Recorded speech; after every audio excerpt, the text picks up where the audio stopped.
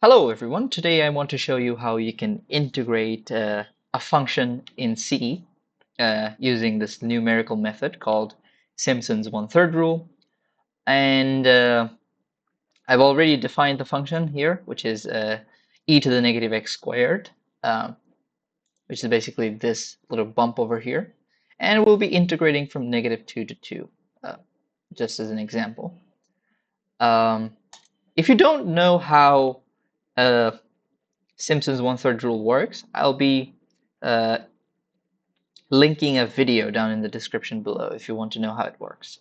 But basically, it's this. Uh, Integral of f of x dx from a to b is b minus a divided by 3n, and it's multiplied by this whole thing over here, which is f of x 0, the 0th term, plus 4f of x1 plus 2f of x2 plus 4f of x3, which is just 4, 2, 4, 2 alternating pattern. And the last part, uh, uh, f of x of n, it will have 1 as a coefficient. What are x0, x1, x2, x3? These are basically numbers you plug into the function. It could be 1.1, 1.2, 1.3, 1.4, so on. And if you want to go to 2, the last one will be 1.9 and 2.0. So it just increments the f of a value by 0.1 as an example. So let's get started. For the Simpsons rule, you want the divisions to have be an even number. I've defined this function over here called double Simpsons integration. It takes 4 things as an input, a pointer f, so that we can modify this function uh, inside of this one, and the lower bound a, the upper bound b, and n, the amount of pieces we want to divide the base into. So let's add our first condition. N has to be even. So if n% 2 does not equal 0, we add 1 to make it even. N plus equals 1. And now we don't need any else statement. We define double h equals b minus a divided by n. We later multiply it with 1/3, but h is this thing over here, this part. We define another variable, which is double sum equals f of a plus f of b. One thing we can be sure, doesn't matter how many, what the n is that you will always have f of a and f of b inside of this sum. And now we make a for loop for the alternating pattern for int I equals 1 for the first term and I less than n, I plus plus.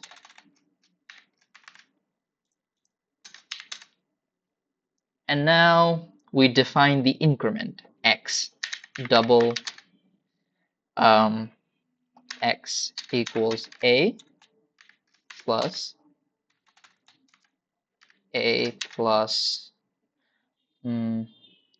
I multiplied by h.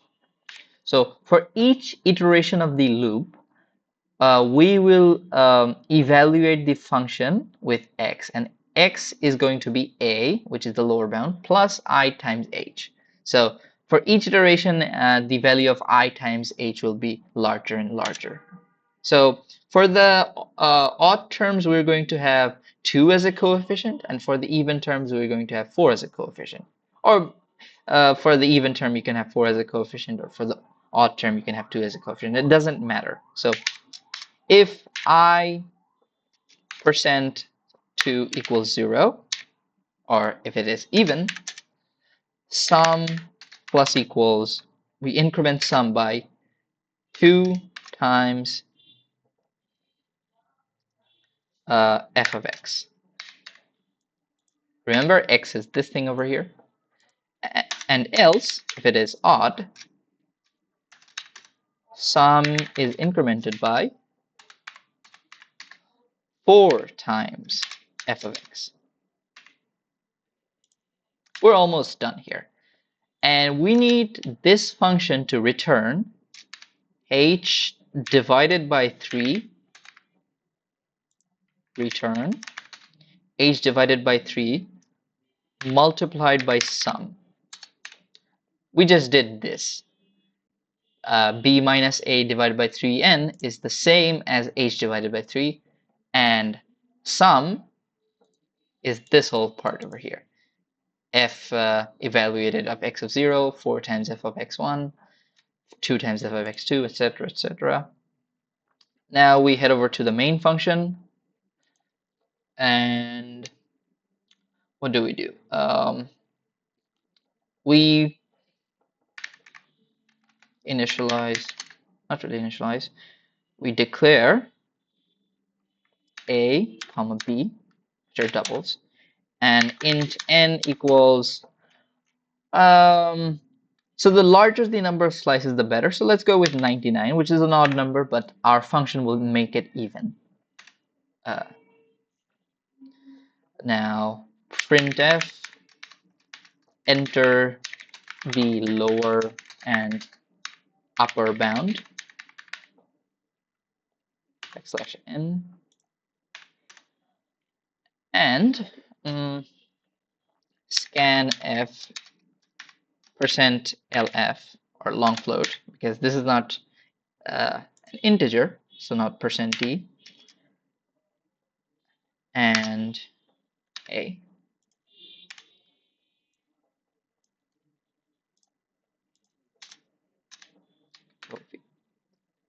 And we scan for the value b, and we store the result in a variable called result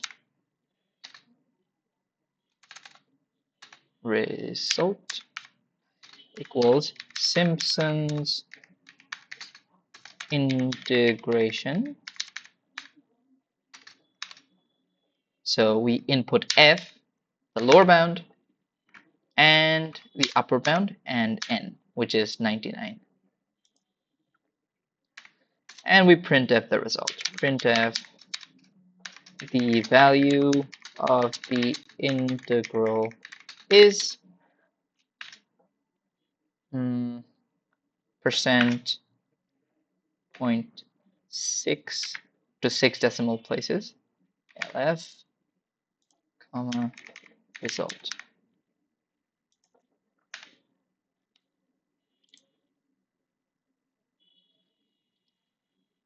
Okay, so what did we do wrong here? It's result, not result. Okay. Okay, enter the lower and the upper bound. So where do you want to integrate here? So we go from -2 to 2. Let's see what happens. -2 to 2. And our value of the integral is approximately 1.64163. I've already did the integral in this online calculator over here. And the integral of e to the negative x squared from -2 to 2 is 1.76416, which is pretty close. So I think we're done here. You can try doing the trapezoid rule, and it's going to be a bit simpler than this. You don't need this alternating pattern over here. For every term other than the first and the last, it's all going to be 2. So goodbye.